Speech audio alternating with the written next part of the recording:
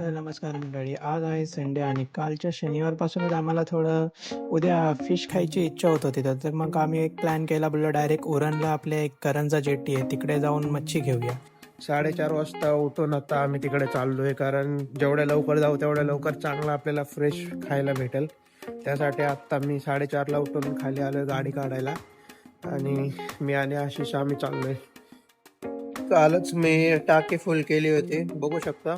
आणि 4:30 वाजलेत आणि मी आता बाईक काढतोय. थोडा वेळ ह्यो पण आलाय सोबत जायला आणि आम्ही दोघं चाललेलो आहे. तो इथं आम्ही आलोय मामाला पण घ्यायला आणि सकाळ सकाळ मामांना पण उठवलंय आम्ही सोबत. Good morning. थांब ना, 4:30 वाजता मामांची पण झोपमोड गेली आम्ही जायसाठी. आम्ही बोललो आम्हाला दोघांना काही एवढं नॉलेज नाही मच्छीचं, तर चला आपला अनुभवी असणाऱ्या माणसाला सोबत घेऊन जाऊया, म्हणून आम्ही मामाला पण सोबत घेतलं आणि आम्ही आता फायनली पोचलेलो उरणला. आम्ही उलवेवरून अर्धा पाऊण तासात उरणला आपण पोचतो लगेच. तर इकडे थोड्या मागेच आम्ही गाड्या पार्क केलेल्या आमच्या आणि आता आम्ही मार्केटच्या जवळ पोचलेलो. तुम्हाला देखील कधी अशी फ्रेश मच्छी घ्यायची असेल, पहाटे पहाटे लवकर येऊन तुम्ही सुद्धा इथून घेऊ शकता, कारण आपल्याला डायरेक्ट मुंबईला भावच्या धक्क्यावर जावं लागतं. त्यापेक्षा नवी मुंबईवाल्यांसाठी ही उरणला असलेली ही जेटी आपल्याला जवळ पडते. तर ही करंजा जेटी म्हणून आहे उरणला, तुम्ही इकडे येऊन तुम्ही सुद्धा घेऊ शकता. आता आम्ही चाललोय थोडं मच्छी बघूया बोललो. मामा बोलले आधी फक्त बघूया एक एक एक एक आपण कुठे काय काय कोणाकडे कशी चांगली भेटते का. तर आम्ही आता बघायला चालू केलेलं. तर फिरतो आता आम्ही मार्केट. मला वाटलं नव्हतं की सकाळ सकाळसुद्धा एवढी गर्दी असेल, म्हणून मी विचार नव्हता केला, पण खूप लोक होती. बरेचशी सगळ्यांची बार्गेनिंग चालली आहे. इकडे तिकडे मच्छी आपल्या बघताय. तर मी तोपर्यंत असं साईडला आलो इकडे, जिकडे तो आपल्या बोटीतून स्टॉक खाली करत होते. तर ते सुद्धा आज मला बघायला भेटलं, म्हणजे कशी मच्छी येते ते आपल्या धक्क्यावर वगैरे. असं बोटीमधून डायरेक्ट स्टॉक खाली करून इकडे लगेच त्यांचे काय काय ठिकाणी असं बोली लावल्यासारखं पण केलं जातं, म्हणजे सेल करण्यासाठी. एवढं मला माहिती नाही, बट आज बघितलं म्हणजे डायरेक्ट ते होडीतून काढून इकडे सेल करतात. पुढे येऊन हा एवढा मोठा मासा बघून मी तर शॉकच झालो. मी बोललो एवढा मोठा मासा पण विकायला असतो, लोक कसे खात असतील काय माहिती. हे पण मला याचं नाव माहीत नाही. मला माहीत असेल तर नक्की कमेंट करून सांगा मला याचं नाव. थोड्या वेळाने उजेडल्यानंतर इकडे बघायला आलो सहज, तर काय हा व्ह्यू दिसत होता. नुसत्या ह्या जहाजांचा एवढा भारी व्ह्यू वाटत होता ना सकाळी हा मॉर्निंगला. आणि नंतर उजाडल्यावर थोडी अजून गर्दी पण झाली, काही लोक लेट पण येतात. आमचं घेऊन झालेलं, मग आता निघायच्या तयारीत होतो. तर इकडे उजाडल्यानंतर थोडं बघायला आलो आम्ही ह्या साईडला, तर एकदम खतरनाक व्ह्यू दिसलेला.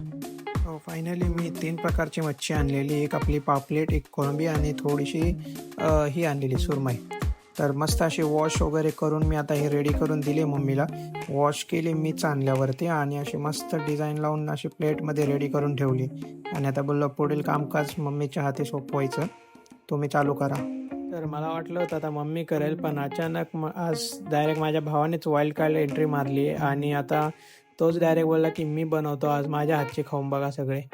तर त्याने मस्त प्रोफेशनल असे पापलेट घेऊन त्याला कट मारून आता ही पूर्ण एकदम हॉटेलमधल्यासारखी पापलेट बनवण्याची त्याने तयारी चालू केली होती.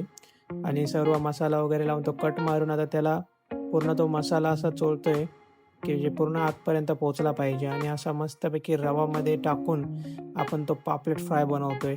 हे बघूनच खूप भारी वाटत होतं. बनवायची स्टाईलच चांगली आहे आणि टेस्ट तर चांगली होणार याची खात्री होती, कारण एकदम तयारीच तशी प्रोफेशनल केली होती. त्याला पापलेटची तयारी तोपर्यंत मम्मीने इकडे ही कोळंबी आपली फ्राय करून घेतलेली शिजवून. कोळंबी शिजवून ठेवली, आता ती पुढची तयारी ह्याचीवाली करणार तोपर्यंत. बोललं दोन्ही एकसाथच होईल, मग लवकर काम उरकेल. मम्मीला थोडं इन्स्पायर करण्यासाठी मम्मीला बोलत होतो की रोज रोज रेसिपी बनव चांगल्या, तुझ्या नावानेच आपण एक यूट्यूब चॅनल खोलूया आणि चांगलंच बोललो त्याला आपण ग्रो करू. तर मम्मी बोलते नको, मला काही गरज नाही. बोललं चांगल्या रेसिपी बनवत जा, म्हणजे चांगल्या व्ह्यूज येतील, तुझ्याच नावाने एक चॅनल खोलू आपण, रोज बनवा. दोघांचं मिळून असं मस्त असं एकीकडे पापलेट फ्राय सुरमई फ्राय आणि एकीकडे मम्मीने तोपर्यंत कोळंबी बनवलेली. त्यांच्या मस्त दोघांचं कॉम्बिनेशन चाललेलं. बोललं बघूया, अपडेट घेऊया जरा किती झालं किती नाही ते. मम्मीला बोललं दाखव आता किती झाले तुझे. मस्त अशी कोळंबी रस्सा मम्मीचा बनवून रेडी झाला होता. बोलली आता भाकरी चालू करते बनवायला. एकीकडे भाकरी टाकलेलीच होती. बोलले होईल थोड्या वेळ, जरा वेळ थांब म्हणून. मी बोललं मला बघूनच कंट्रोल होईना आता कधी होतंय. तोपर्यंत इकडे याने एका बाजूला तवा मांडून आपला पापलेट फ्राय बनवायला चालू केलं होतं. म्हटलं बनव मस्त असा. पण दुसऱ्या बाजूला अजून एक तवा मांडून तिकडे लगेच आपली सुरमई पण फ्राय करायला ठेवून दे, म्हणजे एकाच वेळी दोन्ही पण होतील. तर बघू शकता एकीकडे मस्त असं पापलेट फ्राय आणि एकीकडे ही आपली सुरमई फ्राय. मला तर बनवताना बाजूला उभं राहून ते बघवतच नव्हतं. असं वाटते कधी एकदा रेडी होते आणि मी खातोय. मी बोललो बनव लवकर, झाल्यावर सांग, मी जातो बाहेर. बोललो आता कंट्रोलच होत नव्हतं बनवताना बघून. एवढा भारी एकदम असा मस्त वास येत होता ना.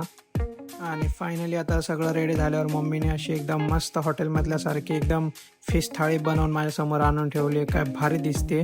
पण मी त्या थाळीचा पहिला मान पप्पांना दिला. पप्पांना दिली ती, बोललं घ्या तुम्हाला. मी दुसऱ्या ताटात घेतली वाढून आणि आम्ही बसलो सगळे जेवायलाच फायनली. तर खूपच भारी टेस्टी अशी मच्छी बनली होती. खूप भारी टेस्ट आहे आणि तिकडे भेटलेली पण चांगली. चला तर मग बाय बाय. भेटूया आपल्या नेक्स्ट व्हिडिओला. Bye bye.